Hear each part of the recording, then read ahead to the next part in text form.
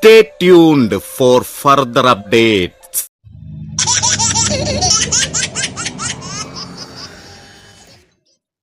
Hema committee report വിവരങ്ങൾ പുറത്തുവന്നപ്പോൾ ഏറെ ഞെട്ടലോടെയാണ് ഇപ്പോൾ സിനിമാ ലോകം പല വാർത്തകളും കേൾക്കുന്നത്. ശനി വരുന്നത് ഈ വഴിക്ക് തന്നെ. ജയസൂര്യയുടെ പേരും പല നടിമാരും വെളിപ്പെടുത്തുകയും ചെയ്തു.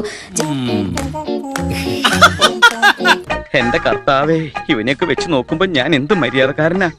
ജയസൂര്യക്ക് നേരെയും ലൈംഗിക അതിക്രമ ആരോപണങ്ങൾ പുറത്തു വരുന്നുണ്ട്. ഞാൻ ഒരുപാട് പെൺകുട്ടികളുടെ നഗ്നചിത്രങ്ങളൊക്കെ എടുത്തിട്ടുണ്ട്. അത് ശരി, ഇപ്പോഴാണ് എനിക്ക് സംഗതികൾ പിടികിട്ടിയത്. അതൊക്കെ കമ്പ്യൂട്ടറിൽ കോപ്പി ചെയ്തിട്ടുണ്ട്. പിന്നെ ഞാൻ അതൊക്കെ എടുത്ത് ഇന്റർനെറ്റിൽ കൊടുക്കും.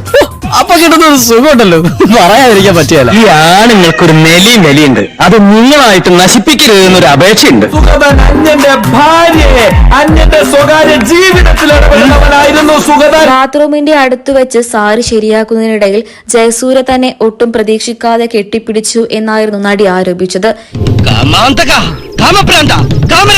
ഇതിന് പിന്നാലെ പോലീസ് ജയസൂര്യക്ക് നേരെ കേസും ചുമത്തി. സാർ, എന്നെ ഒന്നും ചെയ്യരുത് സാർ, എനിക്കറിയാതൊരു അബദ്ധം പറ്റിയതാ. വെടിവെച്ച് കൊല്ലണപ്പാ അതിനെ. അബദ്ധം ആർക്കും പറ്റും. നിന്റെ അറിവിൽ അങ്ങനെ വല്ല അബദ്ധവും നിനക്ക് പറ്റിയതെന്നപ്പാ. ഞാനിപ്പോ എന്ത് പറഞ്ഞാലും വിശ്വാസാവൂല. IPC 354, IPC 354A 509 എന്നിങ്ങനെയുള്ള വകുപ്പുകൾ ചാർത്തിയാണ് ജയസൂര്യക്ക് നേരെ പോലീസ് കേസെടുത്തിരിക്കുന്നത്. ഇതേതാണ്ട് എലിക്കണിയിൽ സൂനവട്ട പോലെ സൂനവട്ട എടുക്കാനും പറ്റില്ല, കെണി ചുമന്നുകൊണ്ട് നടക്കുകയും ചെയ്യണം. ജയസൂര്യ ഇപ്പോൾ നാട്ടിലില്ല. അദ്ദേഹം ഇപ്പോൾ അമേരിക്കയിൽ ന്യൂയോർക്കിലാണ്. നീ അപ്പൊ അങ്ങനെ ചെയ്തത് നന്നായി, ഇല്ലെങ്കിൽ ഈ കേസിൽ ഞാൻ ഒറ്റപ്പെട്ടു പോയനെ. നാട്ടിലെത്തിയാൽ ഉടനെ തന്നെ അറസ്റ്റും ഉണ്ടാകും. എന്താ ഉറക്കം വരുന്നു. സിനിമ സീരിയൽ അഭിനയം എങ്ങാനും പറഞ്ഞ് ഇങ്ങോട്ട് വന്നാൽ മുഖത്ത് ആസിഡ് ഒഴിക്കുന്നത്. എന്നാ പിന്നെ വരാനുള്ളത് ഏതെങ്കിലും ഓട്ടോ പിടിച്ചു വരും മുമ്പ് ഞാൻ പോട്ടെ. തൽക്കാലം ഇത്രയും മതി.